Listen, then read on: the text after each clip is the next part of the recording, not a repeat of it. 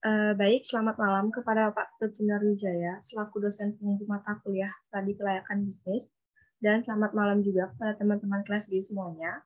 Di sini kami dari kelompok 2 akan mempresentasikan tentang aspek pemasaran dalam studi kelayakan bisnis. Sebelum kami presentasi, izinkan kami memperkenalkan diri. Perkenalkan, nama saya Niputu Tanimala Dewi, saya moderator sekaligus pembicara 1. Dan yang kedua ada Niputu Meiliani Putri, selaku pembicara 2, dan Nilo Dewi selaku pembicara 3. Baik, langsung saja saya ke materi yang pertama, yaitu pasar dan pemasaran. Pasar merupakan tempat bertemunya para pembeli dan penjual untuk melakukan transaksi, sedangkan pemasaran merupakan sebuah strategi bisnis yang mengacu pada aktivitas yang dilakukan perusahaan untuk mempromosikan penjualan suatu produk kepada konsumen. Dalam kaitan dengan studi kelayakan suatu usaha, aspek pasar dan pemasaran merupakan salah satu aspek yang paling penting karena aspek pasar dan pemasaran sangat menentukan keberlangsungan dan tercapainya tujuan perusahaan. Selanjutnya, ada hal-hal yang perlu diketahui dalam pemasaran. Yang pertama, penawaran. Penawaran merupakan kuantitas barang yang ditawarkan pada berbagai tingkat harga pasar. Apabila harga dari suatu barang tertentu mengalami peningkatan, maka kuantitas dari barang tersebut juga akan semakin tinggi. Begitupun sebaliknya. Yang kedua, ada permintaan. Permintaan merupakan jumlah barang yang dibutuhkan oleh konsumen yang memiliki kemampuan membeli barang dengan berbagai tingkat harga. Yang ketiga, ada bentuk pasar. Jika dilihat dari segi produsen, maka pasar dapat dibedakan menjadi 4, yakni pasar persaingan sempurna, pasar oligopoli, pasar monopoli, dan pasar persaingan monopolis. Yang terakhir ada meramal. Meramal merupakan seni memperkirakan kemungkinan-kemungkinan yang akan terjadi di masa mendatang di saat sekarang dengan cara melakukan riset dan pengumpulan data serta informasi dari masa lampau kemudian melakukan pengolahan data, kemudian menentukan metode peramalan. Sekian materi yang dapat saya sampaikan. Dilanjutkan dengan pembicara 2. Terima kasih. Terima kasih atas waktunya. Selanjutnya yaitu tujuan pemasaran. Tujuan pemasaran terdiri dari yang pertama, meningkatkan penjualan dan laba bisnis. Yang kedua, mengurangi pesaing dengan mengetahui pangsa pasar. Yang ketiga, dapat menguasai pasar dengan menciptakan peluang. Yang keempat, untuk melayani pihak tertentu sebuah perusahaan. Yang terakhir, untuk menaikkan jumlah produk di pasar dengan mengetahui keadaan pasar.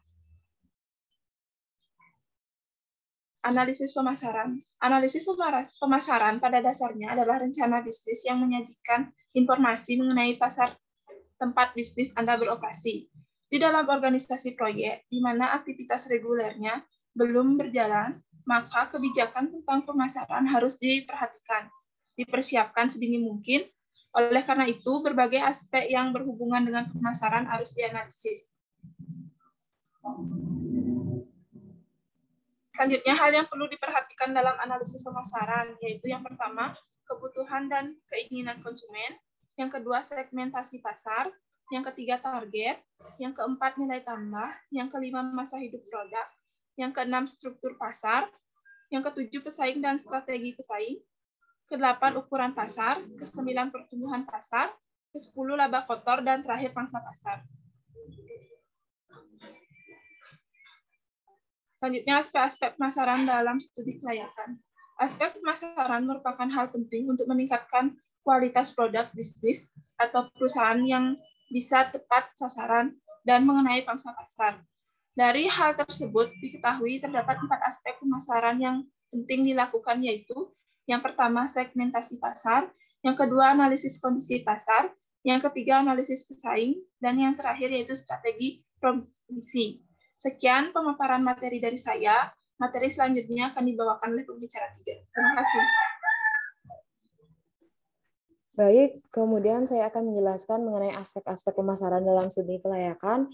Sini yang pertama ada segmentasi pasar, di mana segmentasi pasar adalah penelitian untuk menentukan bagaimana perusahaan membagi pelanggan, kelompok yang lebih kecil berdasarkan karakteristik tertentu seperti usia, pendapatan, jenis kelamin, strata sosial, dan lain-lain. Selanjutnya, perusahaan akan mengevaluasi sebagaimana segmen pasar yang ada dan memutuskan segmen mana yang akan menjadi sasaran utama. Saat melakukan evaluasi segmen pasar, perusahaan akan memperhatikan beberapa potensi laba yang akan didapat dari masing-masing segmen tersebut. Segmentasi pasar dikelompokkan menjadi, pertama ada segmen geografis, segmen demografis, segmen psikologi, segmen benefit, segmen ruang publik, dan segmen faktor pasar. Selanjutnya, yang kedua ada analisis pesaing. Kegiatan analisa pesaing yang merupakan hal yang cukup signifikan, karena dengan menganalisis pesaing, suatu perusahaan atau perusahaan dapat mengetahui posisi suatu produk di pasar. Pesaing yang dalam hal ini merupakan pesaing dalam pembuatan produk yang hampir tidak dapat dibedakan dari produk manufaktur atau memiliki kegunaan yang serupa. Sehingga dengan analisis pesaing ini, bisa mengetahui kekuatan dan kelemahan suatu produk yang dihasilkan sehingga bisa menentukan strategi pemasaran yang tepat terhadap produk atau jasa yang disediakan, sehingga bisa melakukan inovasi yang tepat terhadap produk atau jasa yang dihasilkan. Selanjutnya, yang ketiga ada strategi promosi. Aspek pemasaran penting selanjutnya adalah promosi, yaitu serangkaian kegiatan untuk mengkomunikasikan produk, merek, atau layanan bisnis kepada para pengguna.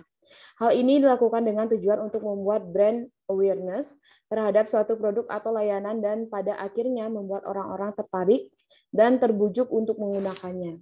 Cara untuk melakukan promosi cukup beragam. Promosi yang dapat dilakukan yaitu memberi diskon harga, membuat iklan melalui brosur atau baliho, promo kualitas produk, dan lain sebagainya. Selanjutnya yaitu mengenai strategi pemasaran. Agar proses pemasaran bisa lebih maksimal, hendaknya kamu harus menerapkan strategi pemasaran yang tepat. Yang salah satu strategi pemasaran paling populer adalah strategi 4P atau marketing mix. Strategi ini meliputi produk, price, place, dan promotion.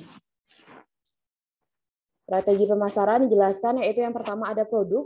Produk merupakan suatu benda atau layanan yang dapat dipasarkan kepada masyarakat umum. Jadi pembisnis hendaknya mampu menciptakan produk yang menarik sesuai dengan perencanaan bisnis, yang mana sesuai dengan target konsumen yang telah ditentukan. Yang kedua ada harga. Setelah memiliki produk yang akan dijual, kamu juga perlu menentukan price atau harga jual. Pastikan jika harga yang ditetapkan sesuai dengan harga pasaran dan tidak menjatuhkan para pesaing lainnya, yang tentunya masih mendapat laba atau keuntungan dari hasil jual. Yang ketiga itu ada tempat atau place, merupakan hal paling penting di mana seorang pembisnis dapat menentukan tempat untuk memasarkan produknya.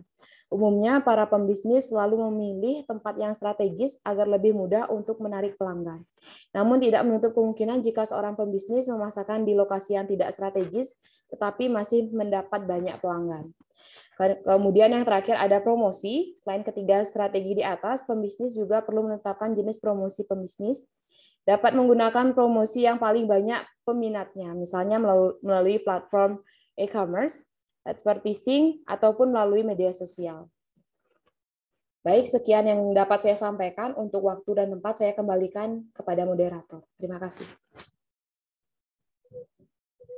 Baik, sekian materi yang dapat kami sampaikan. Jika ada kesalahan kata, kami mohon maaf.